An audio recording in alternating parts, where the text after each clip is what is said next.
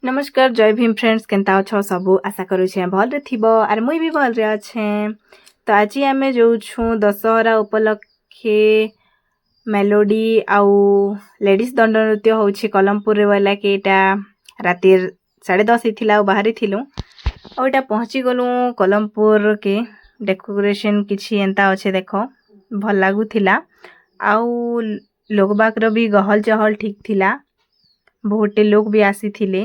तो इने मोर हस्बैंड आउ मोर बहन करी जेनता उतरले हेन्ता दिन दंड नृत्य हेबा सेन के सीधा बाहरी पड़ले देखबार लगी आउ एटा डिस्कस करूछन कि केते बेले आसबे काना बोली करी इमन के देखी कर तो से मने ही पलाबे जेनता पाखे जाइछन जे तापर एटा मोर बहन के माने दर्शन करबार थिला बेले मुई ताकि सांग दी थिली से गला पूजा पूजी करबार लगी मुई बाहरे ही थिली। तापरे आमके गोटे देखा गला महान मद पीथिबा व्यक्ति जिनकी बहुत बड़ भक्त थिले। तापरे एटा देखि परथिबो लोकर गहल चहल किछि एंता थिला बहुते भीड़ भी थिले जहाँ भी कह भल लागुथिला ए दिन।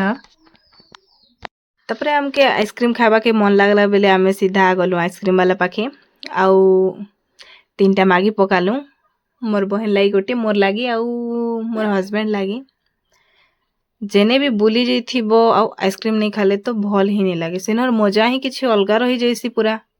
तापर मोर बहन एंता स्पीड ने खाई दिथिला जे तार अधा पूरा सरे दिथिला ना तापर मोको कहूचे कि इधर तो अधा सरी गला ना तोर बाकी अच्छे फोटो भी हबार थिला। तापरे फोटो के छाड़ तापरे ताके झालमुरी खोए नेलु झालमुढ़ी जेनटा कि भल लागुथिला बट टिके अधिकतर खटा ही जाइथिला। तापर एटा मोर हस्बैंड के कणी बुची तिरा घेन दिया हो वाला के तुमके रील्स बनावा के आका टाइम नहीं मिलबार तुम कणी बुची केते बेले खेलबो बोली कहले।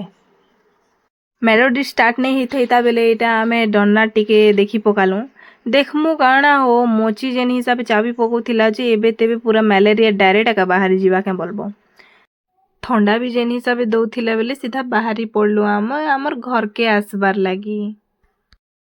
हाँ हाँ कहीं पलौछ बेड़ा लाजू छी फॉलो और सब्सक्राइब ते नहीं करू।